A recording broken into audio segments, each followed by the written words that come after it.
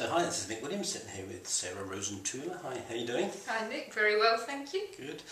I'm really looking forward to this conversation because you're the author of a book called Life-Changing Conversations, and I'm just so passionate about the idea of having great conversations, and obviously you are because you've written a book on the subject. So tell me a bit about where your passion for the subject of great conversation comes from. So it comes partly from the experience of my own life lived. I've sometimes struggled in the past to have what in the book I call big conversations, so these life-changing conversations, conversations that I know might well affect not only my own life but the life of other people as well.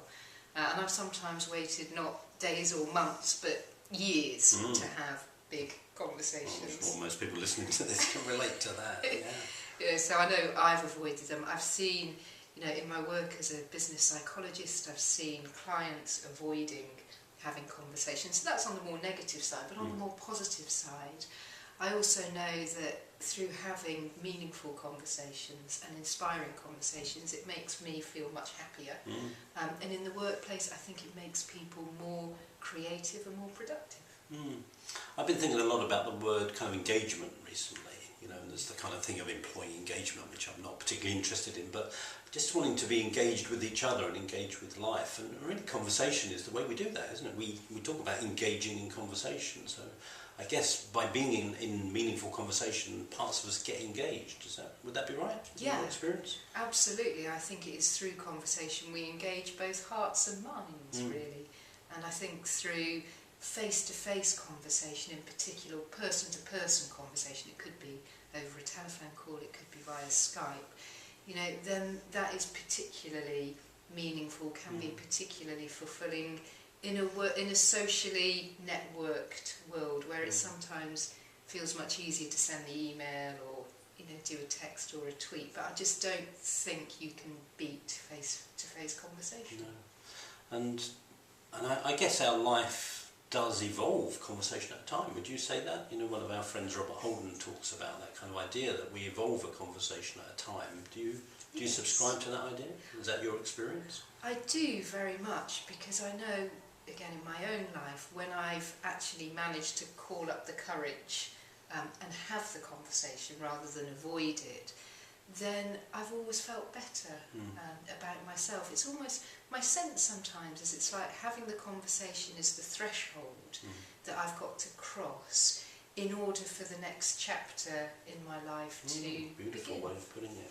And I love the way that you talk about, in a way, the art of conversation, because there's probably some ideas and some structure, which I guess I haven't had the opportunity to read your book yet fully, but there must be some kind of guidelines and structures you can put in place, and there's a whole art of it that I guess almost like sometimes conversations must just emerge.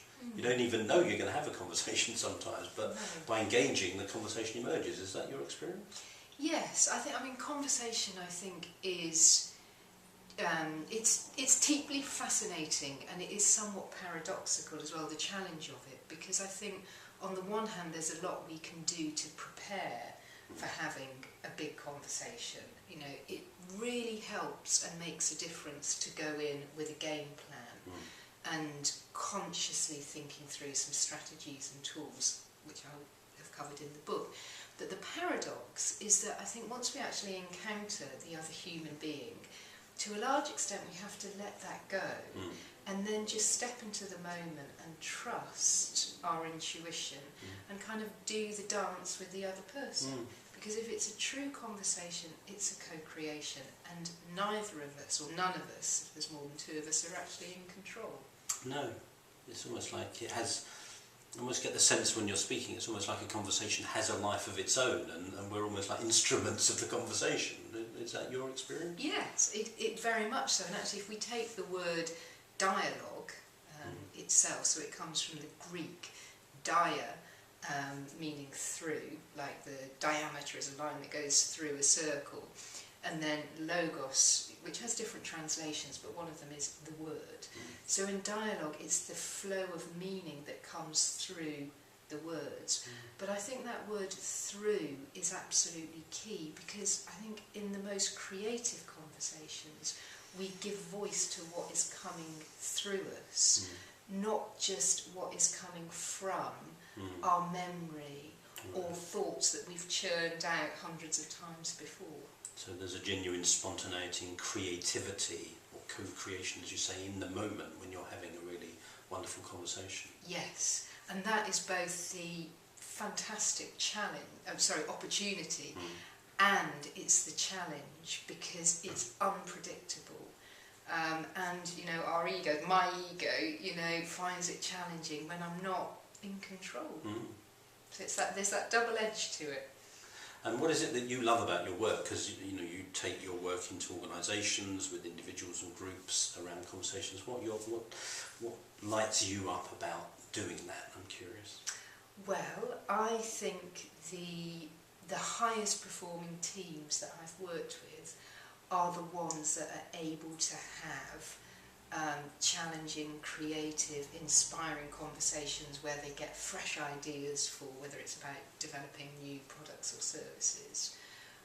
So that I find deeply inspiring, and I think that there are structures that can be put in place. There's choreography that can be done in the conversation that maximises the chances of that happening.